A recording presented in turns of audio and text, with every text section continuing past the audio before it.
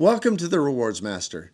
Today we're going to talk about airline status and is it still worth it going into 2026? If you would hit the like and subscribe button and let's examine it together.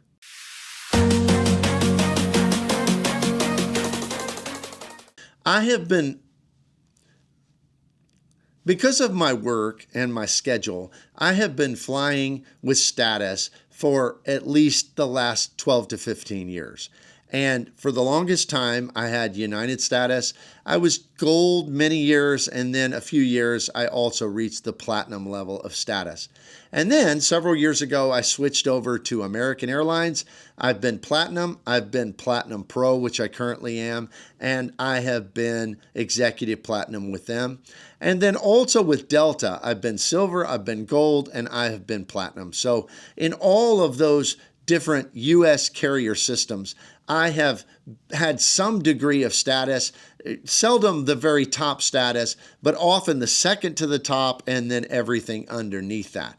So I think I've had a lot of experience with flying with status with the main U.S. carriers, United, American, and Delta. Now, why would anybody want status in these programs?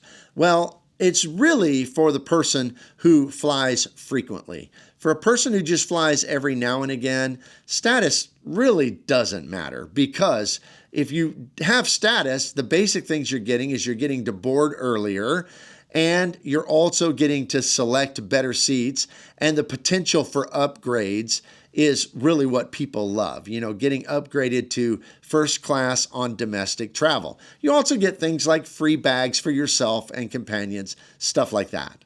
Now, with some status levels, you also get some really helpful perks.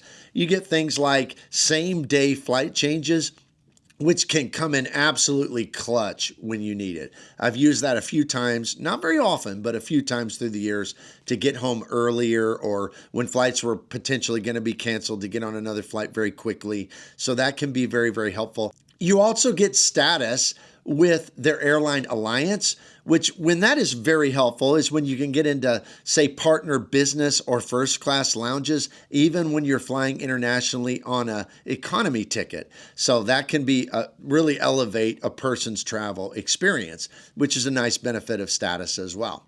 But the question today is it worth it?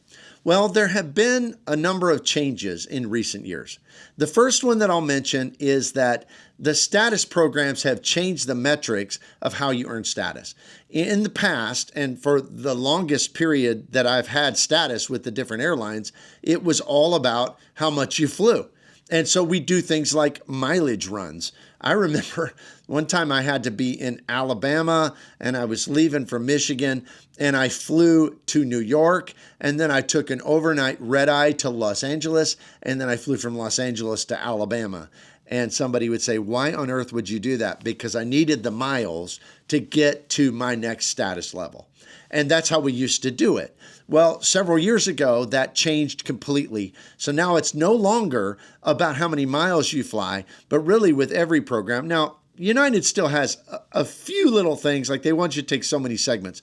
But for the most part, with all three of them, it's about spending and not about distance. So it's how much you spend on the airlines. And so they give you multipliers on that. So like, for instance, with American, if you're Platinum Pro like I am, and you buy a ticket for $100, I know it's hard to find a ticket for $100. I'm just using this for example purposes. But if you buy a ticket for $100, your multiplier is 9 times. So you get 9 times as many points. So if you spend $100, you're going to get 900 American Airline miles, and you're also going to get loyalty points, which is their metric to reach different statuses. So that's kind of all changed completely. Now, because of that change, one of the methods people now can use to get to status is through credit card spend. Now, this is easier with some than others. It's really easy with American. It's somewhat easy with Delta, and it's harder with United. But with all three of them, if you get their cards, particularly some cards are better than others, yes, but especially the highest end cards are generally the best in each system. But pretty much, if you have one of their credit cards, you can spend your way to some level of status, or along with some flying, get to status. So what that means is that a lot of people who are not necessarily road warriors, they're not flying all the time for work or business, are able to reach pretty high level of status through like their personal or business spend. And that changes it completely. That means there are more people today with status than there were before. And so for competition for upgrades, like to be elevated to first class from the back of the plane, that happens, or at least in my experience, that happens less now than it used to happen. I remember when I was pretty high level with United, I was being upgraded on 75% of my flights. Today, at the same basic level with American, I'm being upgraded on 15% of my flights, maybe. Now, they also do it differently. I've seen people who talk about how on Delta they're getting upgrades all the time. And I would argue, not really, because what they're meaning is they're being upgraded to Comfort Plus.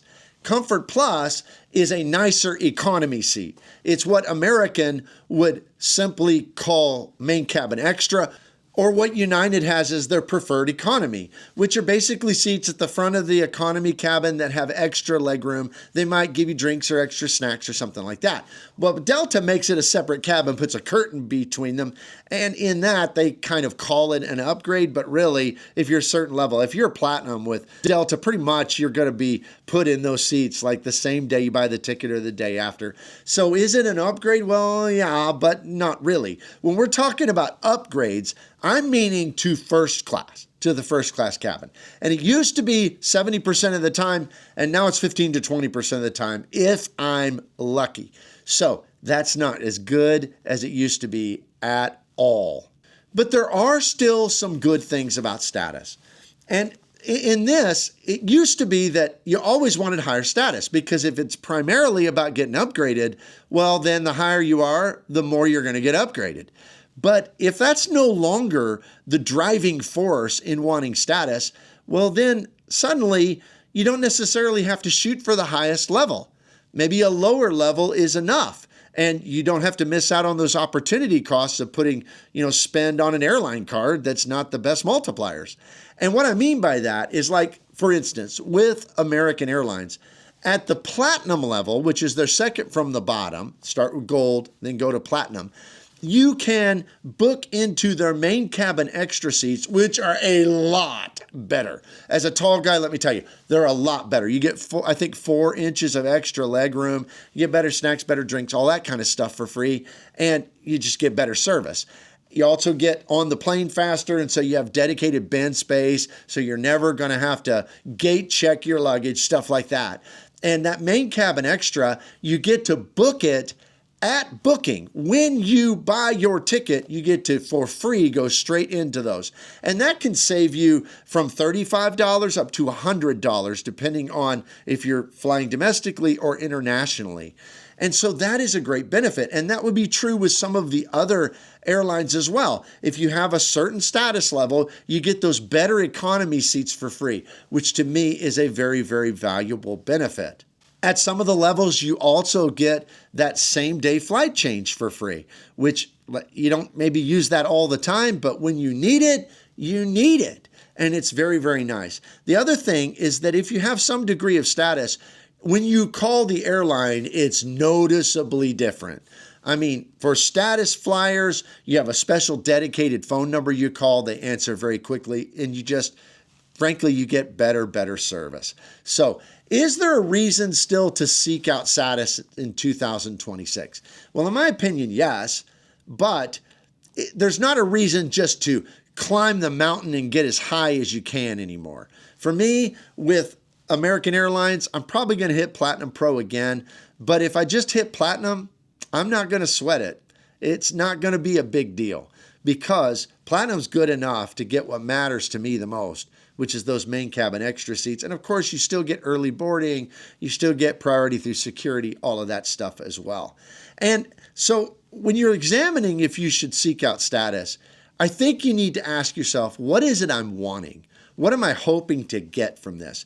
If it's first class upgrades, well, I'm afraid that ship might have sailed, and because especially if you don't fly. Now, you might get upgraded a few times if you fly every week, But it seems unless you're the very top level, and maybe you can get there, but unless you're the very top level, those just don't seem to be, at least in my experience, what they once were.